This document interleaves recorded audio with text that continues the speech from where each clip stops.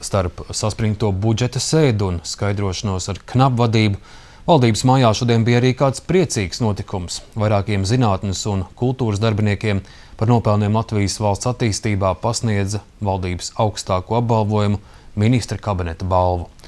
Svinīgajā ceremonijā klāt bija arī kolēģe Māja Migla.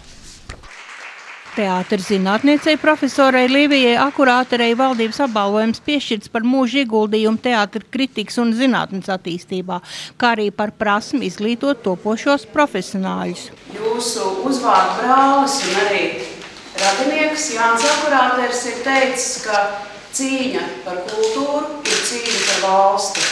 Un Līvijas kundze visu savu mūžu ir cīnījusies par kultūru, par valsti. Valdība paldies saka arī Augļkopības institūta vadošajai pētniecei, lauksaimniecības zinātņu doktorei Mārai Skrīvelei par ieguldījumu augļkopības nozares attīstībā Latvijā. Man vislielākais prieks, ka veikalos tagad ne tik daudz, kā mēs gribētu, bet tomēr āboli ir mūsējie, ir cukāti, ir dažādas marmelādes, ir mūsu sulas.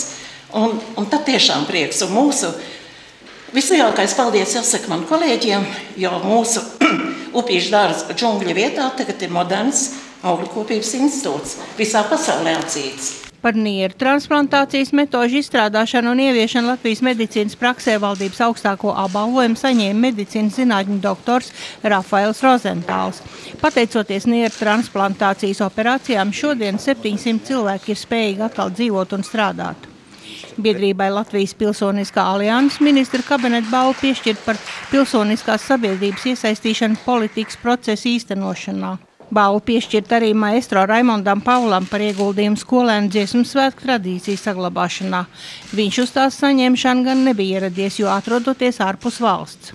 Ministra kabineta balva tiek piešķirt jau 15. reizi. Tā ir naudas summa 5000 latu apmērā, goda diploms un krušu nozīme. Māja Migla, Ingus Graudiņš, Latvijas televīzija.